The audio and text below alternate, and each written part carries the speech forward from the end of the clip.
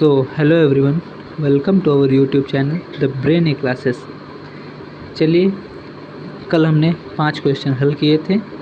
ये हमारा चैप्टर चल रहा है सिंटैक्स, जिसे हम सब्जेक्ट वर्ब एग्रीमेंट भी कहते हैं, जिसके हमने 5 क्वेश्चन कल सॉल्व कर लिए थे। चलिए, आज हम 6वें क्वेश्चन से स्टार्ट करते हैं। तो हमारा 6th क्वेश्चन नंबर है, the tale of 2 cities are an interesting novel. तो भाई, इसका कॉन्सेप्ट ये होता है कि कोई भी नाम हो, किसी बुक का नाम, किसी पर्टिकुलर प्लेस का नाम, किसी सिटी का नाम, किसी व्यक्ति का नाम, ये सभी सिंगुलर माने जाते हैं। तो द टेल ऑफ 2 सिटी, ये आपको देखने में प्लूरल लग रहा होगा, लेकिन ये है सिंगुलर, इसीलिए। और ये एक बुक का नाम है। सो आर की जगह यहाँ इज़ हो जाएगा, क्योंकि ये एक सिंगुलर सब्जेक्ट है। So move on to the next question. अभी आपको जस्ट बताया कि किसी पर्टिकुलर प्लेस का नाम, स्टेट का नाम, कंट्री का नाम, ये सारे सिंगुलर होते हैं। तो सेम कॉन्सेप्ट आ गया है वापस। The United states has a big navy. तो इसमें यूनाइटेड स्टेट्स, संयुक्त राज्य अमेरिका, एक नाम है, एक नेम है, इसीलिए यहाँ हैव की जगह हैज़ हो जाएगा। तो move on to the next question please. The teacher together with his students were there. इसका कॉन्सेप्ट कल हमने आपको बताया था कि अगर कोई प्रीपोजिशन आपको दिख जाता है, प्रीपोजिशन, तो प्रीपोजिशन के पहले वाला सब्जेक्ट होता है और बाद वाला ऑब्जेक्ट होता है। तो टुगेदर विद एक प्रीपोजिशन है, तो प्रीपोजिशन के बाद वाला तो ये ऑब्जेक्ट हो गया, इससे कोई मतलब नहीं। पहले देखिए द टीचर। अब द टीचर एक सिंगुलर है, और सिंगुलर है तो यहाँ वेयर की जगह वाज हो जाएगा। Next question, question number 9। A table in addition to 2 chairs are all that he has. Same concept repeat हुआ है। A table in addition to, जिसमें इन एडिशन टू एक प्रीपोजिशन है। अभी सेम बताया कि प्रीपोजिशन के पहले वाला सब्जेक्ट, सॉरी,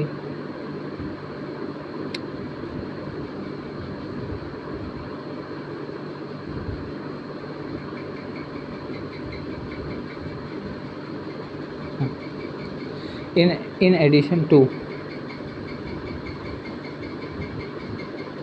टू एक प्रीपोजिशन है।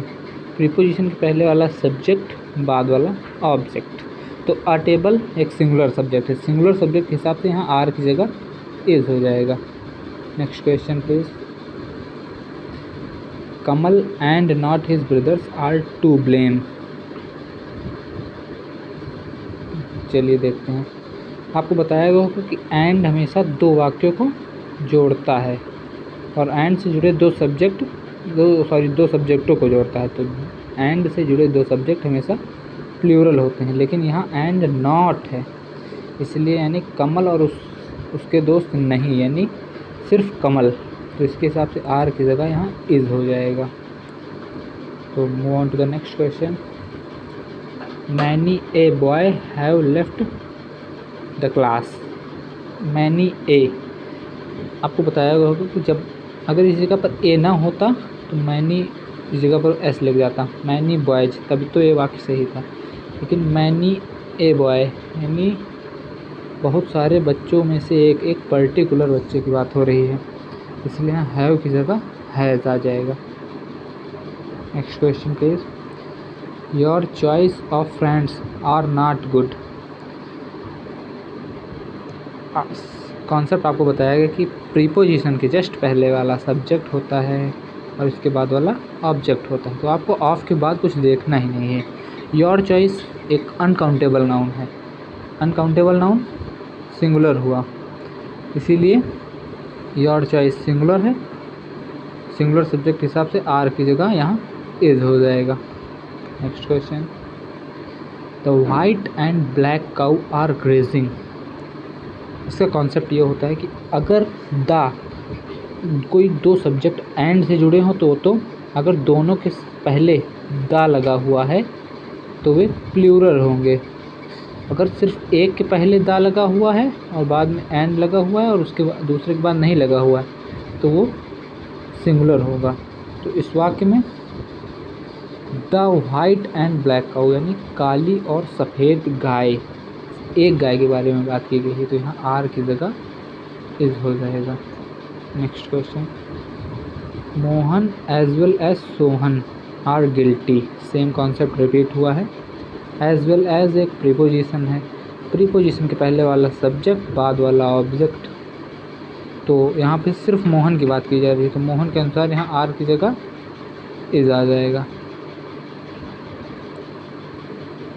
नो न्यूज़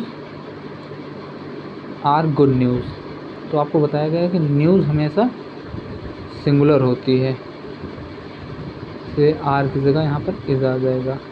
तो होपफुली आपको ये 10 क्वेश्चन समझ में आए होंगे, बीच में थोड़ा इंटरप्ट भी हुआ, उसके लिए सॉरी। मिलते हैं नेक्स्ट वीडियो में, जो आगे क्वेश्चन है वो हम अगले वीडियो में सॉल्व करेंगे। अगर कोई गलती हुई है तो कमेंट सेक्शन में ज़रूर बताइए। जय हिंद, जय भारत।